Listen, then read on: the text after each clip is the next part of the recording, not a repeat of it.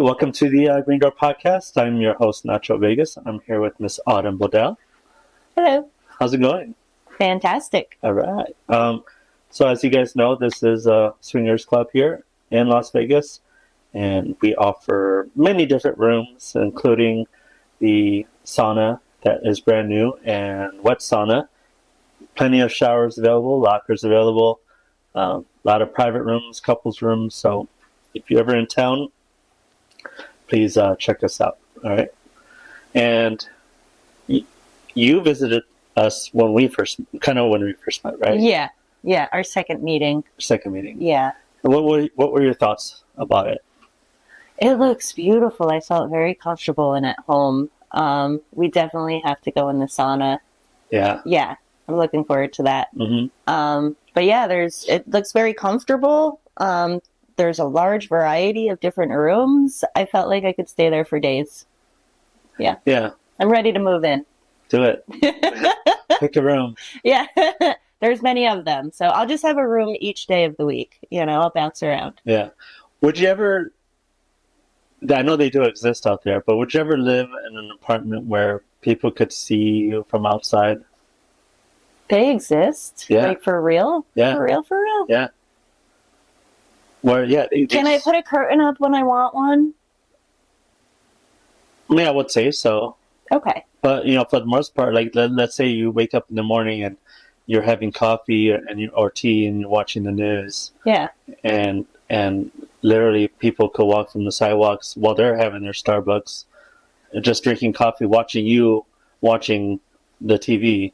So, I already do stuff in front of windows with the blinds open and the lights on intentionally. So I would definitely do it, but there may be maybe an hour out of the day I would like to tint the windows or something and just Yeah. Not that it's too stressful or anything like that, but I'm sure there's, what if I'm sick or, right.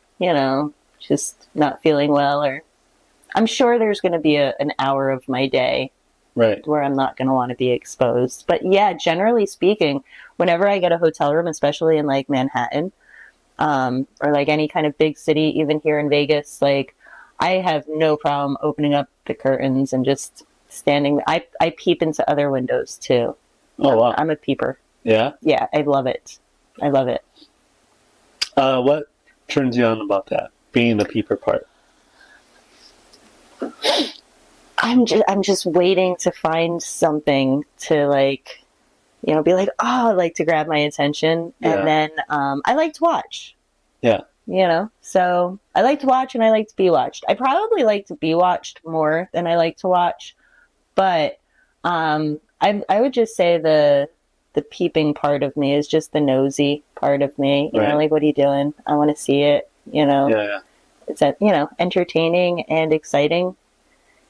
And if you're doing it right, it'll make me wet and turn me on. Yeah, so nice. Yeah. What's the weirdest thing that has turned you on? Well, weird is a hard word to use. So there's a lot. What's the surprising thing? Something recently you could think of that has oh wow, this is pretty hot right now.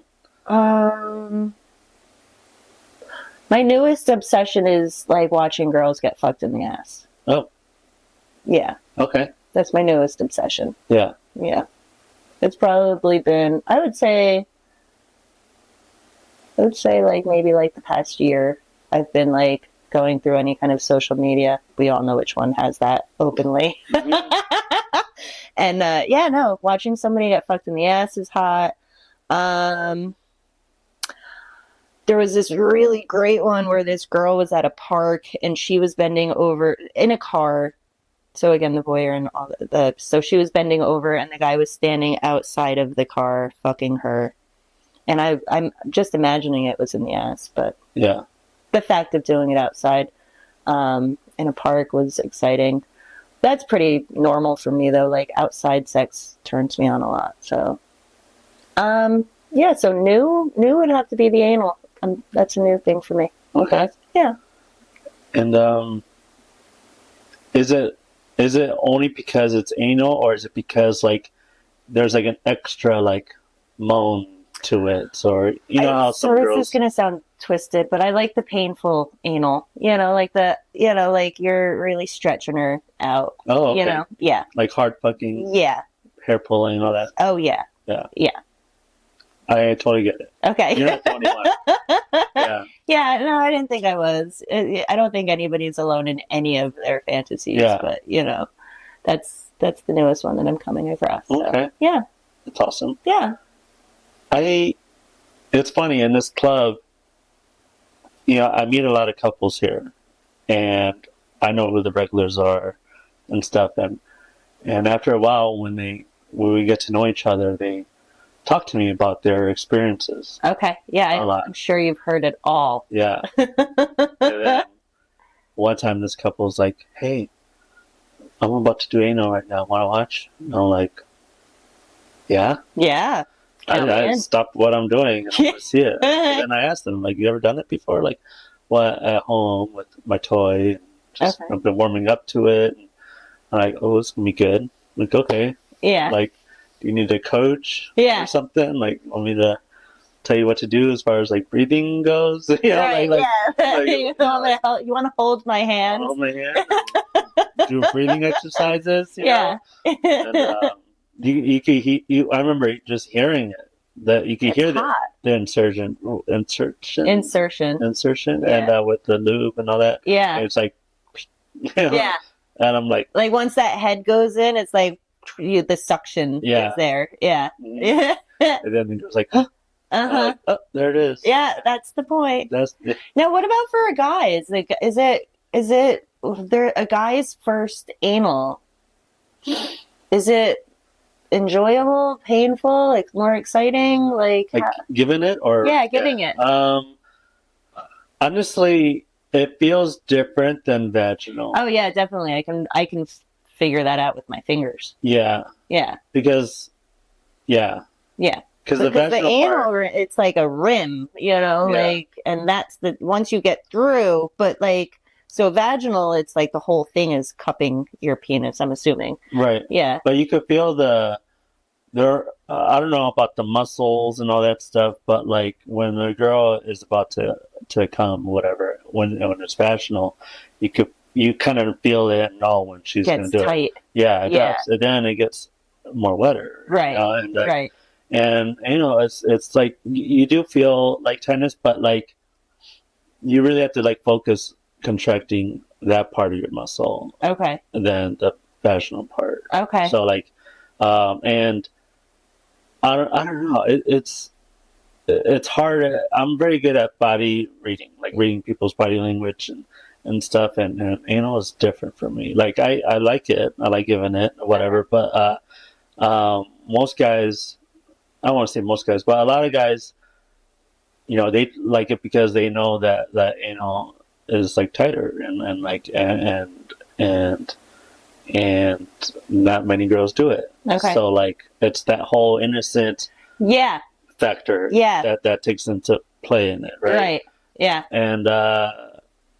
And for me that doesn't I don't care. Okay. I just want to hurt the girl. Well, yeah. But Yeah. like I will go hard or whatever, but like but I also have to feel sensation too. If it's her first time, though, can you feel that tight? Like, is it hard to get your dick in if she's too nervous? Yeah. To loosen up, I guess, or relax. Yeah, so that rim part that Yeah. you're talking about, where some girls that know how to relax, and you'll hear that suction, that pull, Yeah. and like girls that are not used to that, they're so tense, so Yeah. like you don't get that. But if you do get it, it's like there's a lot of like resistance. Okay. So you can see it in the face. Yeah. So for me, I'm like, all right, well, let me step away. Yeah. Let me eat your ass first. Okay. Yeah. Let's warm you up a little Warm up bit. and, Get you into yeah. it more. Maybe yeah. do vaginal. Play with your clit. Give her a vibrator. Yeah, you do gotta like step in it. And a lot of guys, just like anything, and like in this club, it's like you want to make the girl feel as comfortable as possible. Yeah. And And if you do it right, if you're patient, You'll get there. you'll get there. Yeah, Yeah. you will achieve your goal. Right. I'm talking like I'm a girl. You know, like No, but I mean, you've been around, and Yeah. like, and you're completely right. Like, not that we control the game, but if we're not enjoying it, then you're not enjoying it. Right. So most of the time, for most people. Right. So Right. yeah, Yeah, it's a sensitive subject for like people that are not in porn. yeah. And Even for people who are in porn, I find that some people just don't do it. yeah, they don't do like it. Right. So Right. yeah. People that, well, it's also a smart business too, I believe, when it comes to porn, where you hold off on anal for a while. Yeah. And I did not. Yeah. But and I feel like I didn't, because I think older day porn, you could hold off on more things. Mm-hmm. Today's day porn, I don't think you can. I think it's kind of like, it's all out there. There, like, you kind of just, I know there used to be like steps and phases and stuff, but I don't think those phases still exist anymore. If people, like, if you start off swinging when you're a content creator and you're busting out 3 or 4 videos a day, yeah, kind of thing, a lot of solo content, boy, girl, whatever, like, you're setting the bar for yourself, right? Yeah. So if you slow down, people will notice. Yeah. If you speed up, people are definitely gonna notice. Yeah. And but if you stay the same from the beginning, and then people will automatically know what to expect. Mm-hmm. And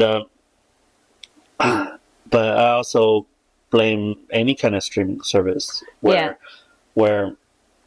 more and more musicians are coming out with a single, and it's hot today but not tomorrow, kind of thing. Right. I was actually talking to somebody about this the other day, how there's no disappointment, there's no like working to get to a certain point anymore. Right. You come out with that single, or you come out in any industry with that, that good scene or something like that, and if you don't stay with that, you'll just get weeded in with the rest of the group. Right.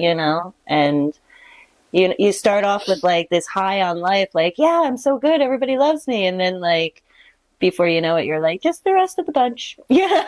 Right. So yeah. And when it comes to like anal part, it's just the rest of the bunch. No, kidding. Reno's just like any other assholes out there, right? So on my OnlyFans, I have some people who like it, and I have a lot. So I started with fetish. So a lot of people are actually, they don't want me doing. I make more money with a foot in my mouth than I do a dick, So, but I think that's also kind of like where I was saying too, like there's no more like tiers or anything with like levels of what you do, because everybody is kind of like intermingling now with everything in the industry. Everything. Yeah. Like before, it was either you were adult and you did not do fetish. Right. There was no crossing over. Right. Yeah. And now there's just crossing over of everything. It's like no holds bar. So. I know. Right. Because the people want the stuff now. Like the new, like what's new. Yeah, and why aren't you doing this? Because now the client or the fan has like a direct contact with the model, and sometimes it could get pretty aggressive. Like, why aren't you doing this? Or like, you need to do this. I have one person constantly at, why aren't you squirting? I want to see squirting. Give me squirting. I want to see squirting. I'm like, I don't know where you ever thought that I did this. I have one squirting video, and I think it was like 2006, and I didn't do it. Somebody made me squirt. Yeah. I don't know. I would love to. I would love to do that for you. Maybe we could try that one day. Yeah. Okay. Cool. I need to learn how to do this. I got a special toy that is my assistant. Okay. Mm-hmm. Good. Yeah. Goals. This is what this is what we're gonna do next time. Yeah. So you've done fetish. Mm-hmm. Now, what got you into? Because what got you into fetish for one, and what fetish did you do first? Type of kink that you did, and what's your favorite? Okay, so I started fetish I want to say 2006. I was a dancer in Texas, so I was used to being naked. A girlfriend of mine got me into modeling, different like photo shoots and video shoots. First, it was obviously photo shoots, and you made money nude. So I was already comfortable doing that. So I made money right off the bat. Being dressed actually stopped me, like I had to do trade being dressed. And because I didn't know how to pose with clothes on. So it was really difficult for me. But then I would say maybe after doing 2, 3, 4 photo shoots, I did a foot job. And that was very difficult. The leg muscles involved with a foot job are not the ones you use every day for walking. Right. So it was difficult. But I did it, and then I started working with bondage and desperation, which is peeing. And my actual, like, what I would venture to be like, you can do anything to me if I'm tied up. Like, bondage is my heart for fetish. Bondage is where I go when I'm trying to have an orgasm. Yeah. So I enjoy like nipple play. Solid. You are gonna get laid if you fuck with my nipples. Like, it's a guarantee. My nipples are sensitive. Neck worshiping, I love. Tickling, I love. Foot worshiping, I didn't know I loved it until I started doing it. But yeah, bondage is what makes me orgasm. So bondage is my fetish. Everything else is a kink. Okay. Yeah. So I know there's kind of different types of bondages out there, but which... I just like restraints. It doesn't matter. Yeah, I don't want it to be painful because then I just focus on the pain. Right. I just want to not be able to move. I want to, like I can't defend myself. I'm like strapped to a bed or anywhere. Like hands behind my back. Doesn't matter as long as it's not painful and I can't, like, I want to be able to wiggle, but restriction is definitely the key. And I don't care if it's like ropes or belts or handcuffs. Handcuffs are actually uncomfortable. I'm not really a big fan of them. But like the cuffs, like leather cuffs. Yeah. Zip ties I would probably be opposed to as well because they're too like sharp, But yeah, ropes, belts, cuffs, tape, doesn't matter. Have you ever had a one-night stand? That's like half of my teenage into 20s. Like, okay. Yeah. But you ever like kind of a one-night stand with like a guy that's not in the industry and like you tell that person to choke you? Yeah, I love choking. Yeah? Yeah. And you ever shocked a guy that when you told them what kind of stuff you want done to you? They're like, or they said, I don't know, or never done it. Well, choking, they usually do it too gentle, Yeah. You have to kind of, like, I like to hold their hand and kind of like squeeze them and like let them know that I'm comfortable. I feel like it communicates that you're comfortable with it. Unless I'm tied up, of course. Yeah. What kind of choking do you like? Do you like the choking where it's up or on the sides? Kind of like. I like on the sides. On the sides. Yeah. Yeah. Yeah. Yeah, I've never really had anybody openly be surprised with any of my requests. I mean, so usually when I have a one-night stand, I kind of just like molest the man. I just jump on top and do what I want to do and then say goodbye.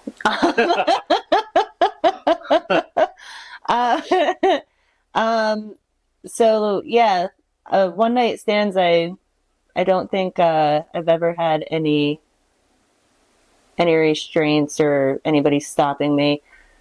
Relationships, I've had some people say, no, I don't want to do that. So, yeah. I did ask my last boyfriend to do anal, and he wouldn't do anal, which is fair enough. Not everybody has to like that.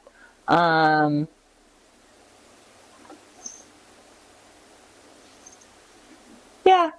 I think relationship-wise, more people are opposed to certain things after a while. The one-night stands are totally easy. Nobody cares about one-night stands. You act and do whatever you want, and that's the end of it. But when you're in a relationship with somebody and it's like, 3 months into it and you're like, hey, can you do this to me? They're like, I'm not really into that, Yeah. So yeah, I think it's harder to come out months later. I think you should just get everything straight out on the table in the beginning. Right. Yeah. So That's how I am now these days, where if I'm meeting a girl, let's just say I met her on a dating site, and we go out and having lunch, and probably within a half an hour, I want to be honest with them, like, look, I was a swinger for X amount of years. Yeah. I shot porn. I still shoot porn. Yeah. Like, this is me. Yeah. I'm still all the other stuff. Right. But this is also me, so. Yeah. So. Yeah, it's, I don't know. I think it's funny because when I do sessions with people who hire me to do fetish work with them, I interview them and I ask them about, when does your fetish come out in your conversation with your relationship, and would you continue dating that person if, like, they weren't into your fetish? And most people say that they would hire somebody like me to provide them with their fetish if their relationship said no. Yeah. But they usually wait months before opening up to that person, you know? And it's like, that should be, a first half-hour conversation, Right. Yeah. So. I think it's easier to hide certain fetishes to someone for a long period of time and get away with it. And for me, with the Green Door, when I was starting to come here just for fun, I was dating someone. Okay. And after 2 years or so, from coming here regularly, Mm-hmm. and but I was still didn't know if this girl was the one for me or not. Yeah. Because in my thought, if I like the girl and we fall in love, and then I know that this isn't her thing, then I would take the risk and just quit it. Okay. Turkey. But I really had to be convinced. Right. And so the whole year and a half we dated. So you were dating this person before you came here, or you were coming here and you started dating them coincide around the same time? Yeah. And you never asked her to come here with you? No. Why?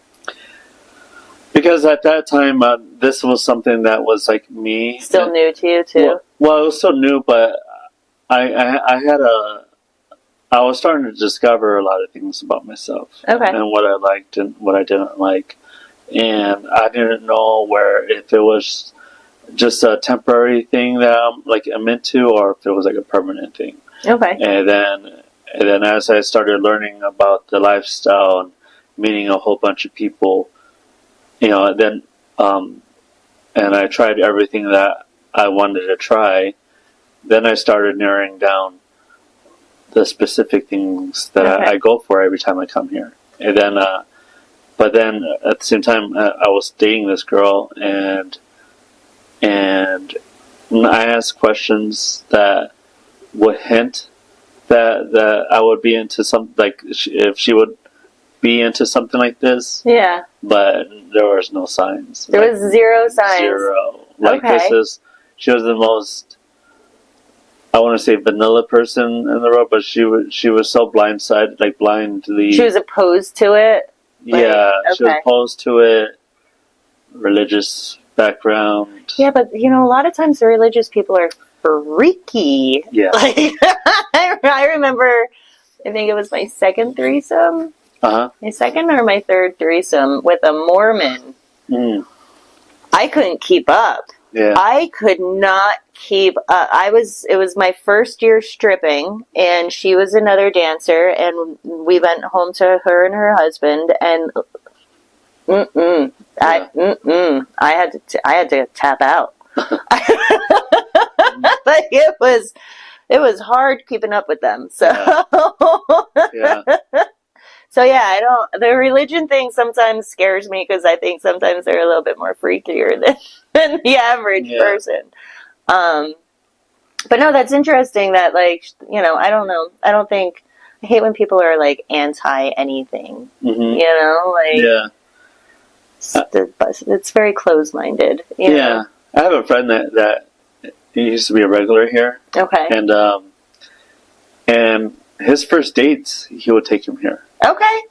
And then she would either decide then whether she that's a bit pushy. That's not pushy, but that's I mean, if you know you're going to be a swinger and you're into this lifestyle and there is no changing that, like you already said, you may consider stopping if it was for the right person. Right. So you might not want to bring your first date here. Right. Right. He was committed. Yeah. He did it, and then like it was hilarious. Like if the girl didn't like it, he would just call her an Uber. Yeah. And then like, if the girl did like it, great. They would do the things. I appreciate the upfront honesty about it. You know, like I'd rather date somebody. You know, if somebody brought me to church on our first date, I'd probably never call them again. You know, like so it goes both ways. Like if you're a diehard at something and you're not going to bend, bring it all out on the first date. Don't waste my time. Right. So, I remember, if you want to hear a funny story. I love funny stories.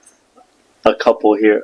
There was a couple that was in here, and they were coming here weekly almost. Okay. And he would just watch his wife have as YouTube. So I have okay.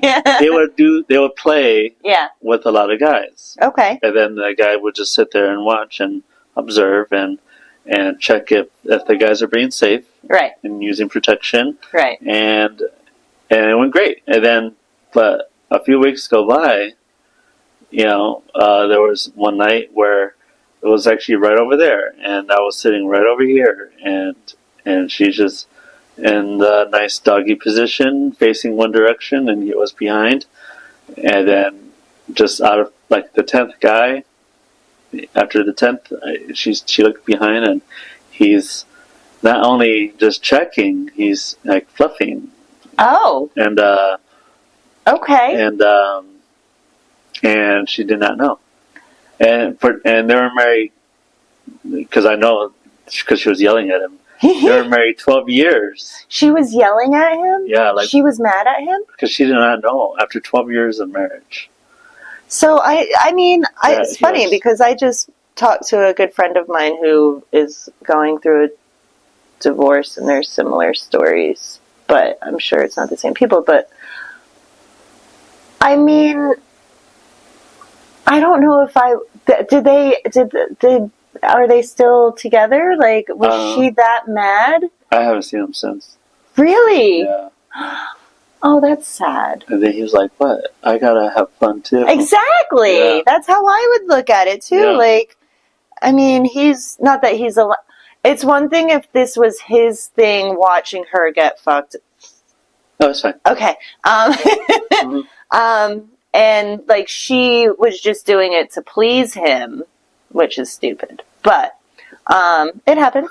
But you know, again, like he said, you know, you gotta give me something. Like if that's what he's enjoying. And was there fluid exchange? Well, even if there was, that person's about to go inside his wife. So even if there is fluid exchange, who cares? Right. That's a conversation they need to have on their own. That's like more of a selfish thing, kind of like. Yeah, I mean, maybe she was shocked in the beginning, and that's where that came from. But if you're saying they haven't been back here since, Again, maybe she was doing it more so for him because he enjoyed watching. Yeah. But it makes me think also, I don't know if this is true or not, but there are some female talents that I talk to on occasion, and I remember one time we were all together, and one mentioned that she likes to peg guys. Yeah. And for content and stuff. And I'm like, we're just talking. Like, I know a couple girls and guys that like that like that stuff.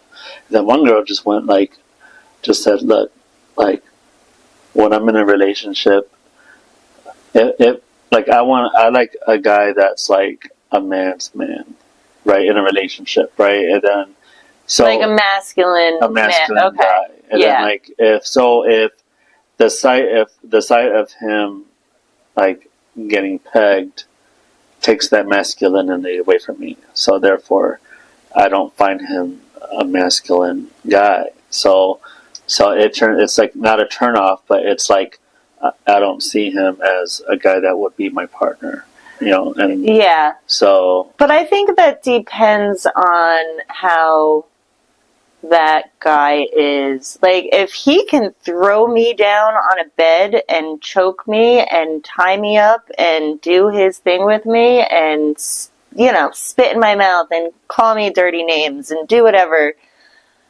But then at the other flip side, like when, once that's done and the deed is done, maybe like a week later, if he's like, yeah, you know what, it's my turn,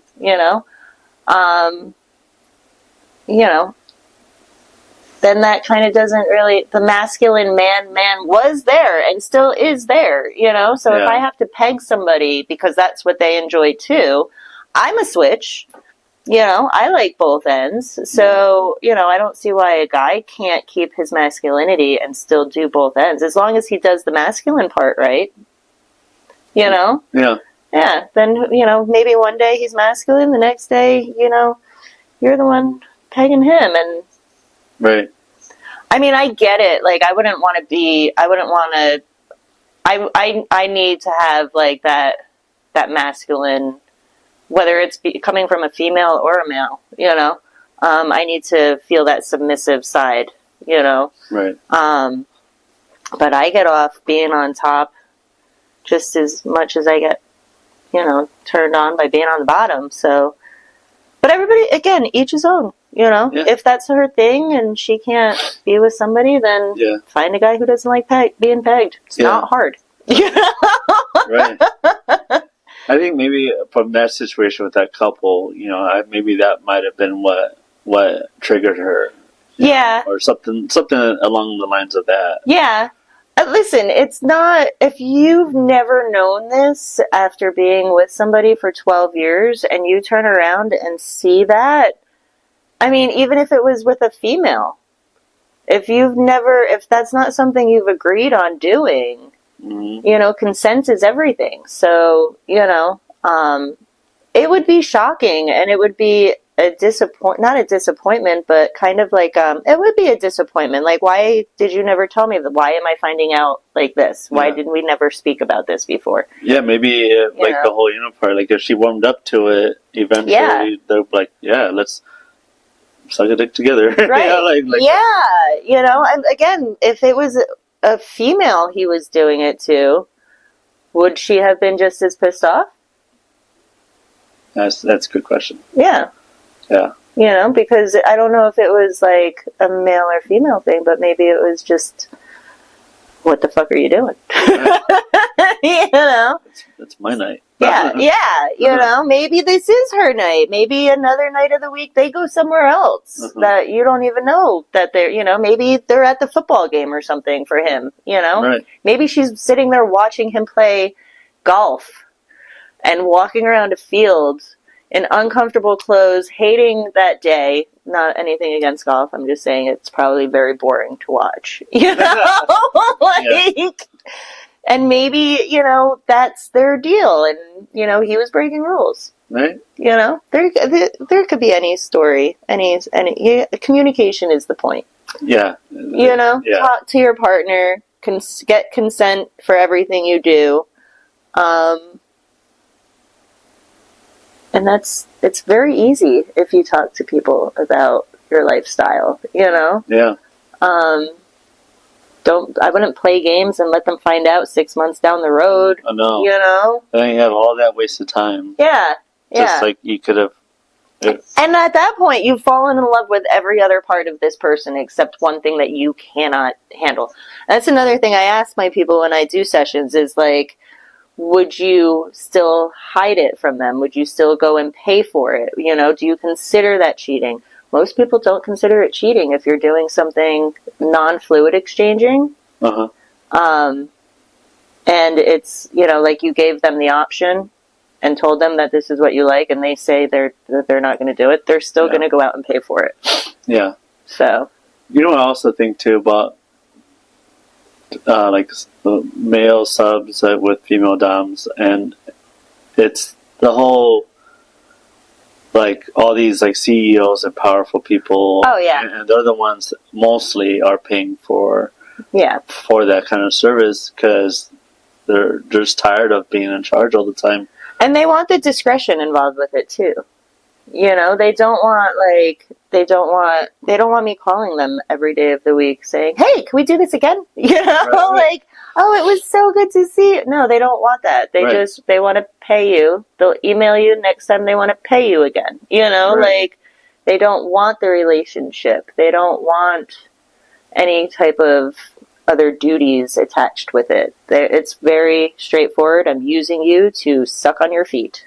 You know? Like, treat me like a dog and let's move on with our day. You know, like, don't ever call me. Don't ever, you know, let me call you, you know? Yeah. So a lot of them have, like, fake email addresses, you know?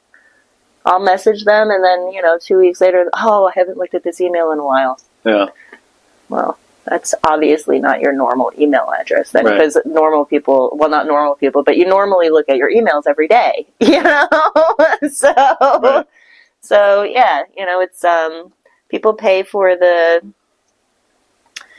you know, what's it called? Like when you're not, I don't want to say like ambiguous, I don't know what the word would be, but you know, they're paying for a service. Right. So if they're not, and they do want to do the lifestyle, but their spouses or partners don't allow them to have that, which is, I like it when the spouse knows.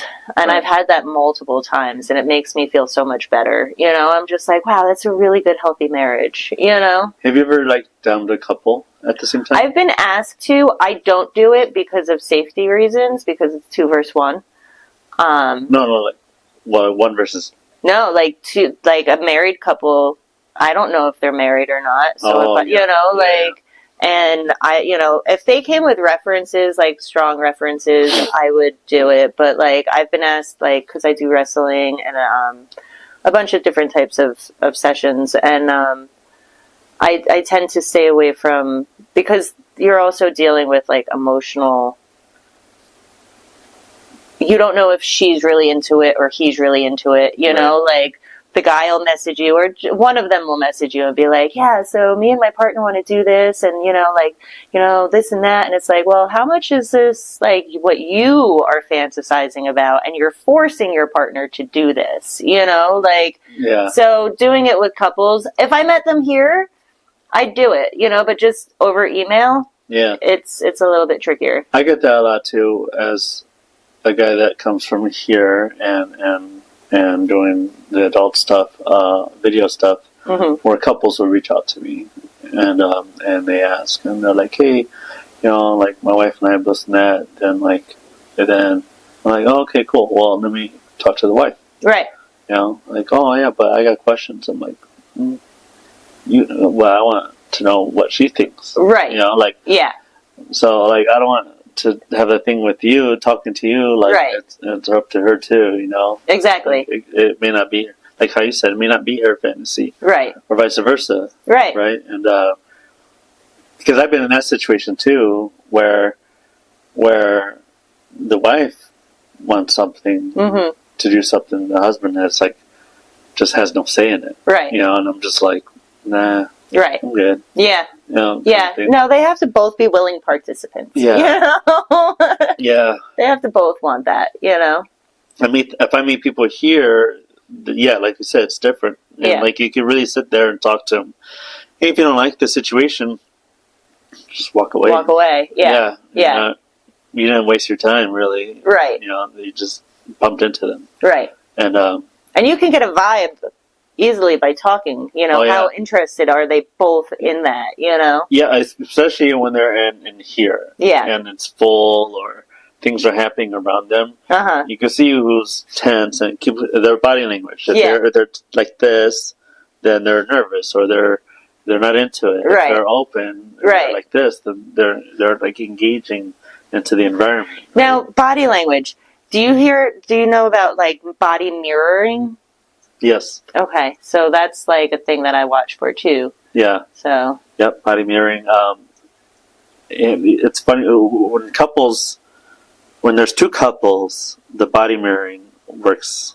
You can see it. Yeah. And you can see it from the outsider's perspective. Yeah. Even more. And it's all steps. And usually the women are the first ones to do it. Okay, I can see that. The men are the reservist type, or they don't want to do too much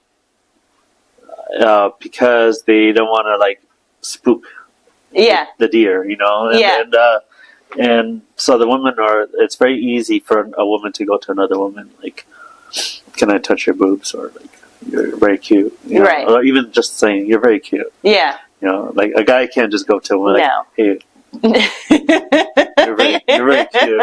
Yeah. No, it's harder for men. I feel bad for your gender when it comes to stuff like that. Giving compliments and stuff. Yeah. It's like, well, I don't want to sound creepy, but like, you're really hot. Like, but I could say you're really good looking. And like, exactly. Yeah, it's not an even playing field. So. It's not. It's so horrible. We should do a podcast on what are good pickup lines for certain situations. I think that would last forever. Because it's so diverse, like it really depends on the scenario, where you are, what happened to you an hour before going into that situation, like it's not just it's a very gray conversation. Do you know one good tip I will give for single guys? What's that? Is if you see a couple and you're like, the wife is very hot, whatever, like, you gotta compliment the guy first. Okay. Because they gotta say, sir, your wife is very beautiful, kind of thing. Yeah. Like, you're a lucky man. Yeah. Right? Yeah. And then you're in. You're in. Because she's hearing it, and she's like, oh, for him to have the balls to say that to my husband. Yeah. And then my husband's like reacting like in a good. How do you disagree with that? You can't say, well, F you. I'm like, yeah, no, that's right? like a solid, good advice. Mm-hmm. Yeah, I like that. There's this comedian that goes around in public, okay, and he'll be driving, and there's a couple in a car, like next at a red light, like in a BMW or something, and then he'll be like, sir, and like tell him to lower the window down, and then he does this, sir, can you do all of those guys a favor and leave some women for the rest of us? Nice. And it just gets them every time. And the wife is like, "Oh my god!" Like, oh well, thank you. Thank you. Like, oh, he's so nice. Right. But complimenting that way goes a long way. And the way what not to do before we sign up, but what not to do is definitely. Don't wait until the guy uses the restroom and then approach the wife. Oh, God, yeah. That's the worst. Yeah. Like, it makes, even just to watch that. Yeah. You're like, oh, I know how this is going to end. Yes, yes. Yes. So, good lesson to learn. Good point, yeah. Like, well, before we sign off, I know we've already gone by so fast. I know it has. Yeah, but this is your chance to tell the world, like, where to find you and stuff. So autumnbodell.com has links to all of my pages. So it's got clips for sale, loyal fans, OnlyFans, you name it. So yeah, Instagram is always changing. Twitter is autumnbodell, but autumnbodell.com, I'll always be there. Cool. And we'll also have the links posted below in the description area. So please like, subscribe, give her a follow, and we'll definitely have her back in the future. So Yay! until then, I will see you guys later. Bye. Thanks for watching the Green Door Podcast. For more content, click the links below and don't forget to like and subscribe and to follow our guest social media accounts.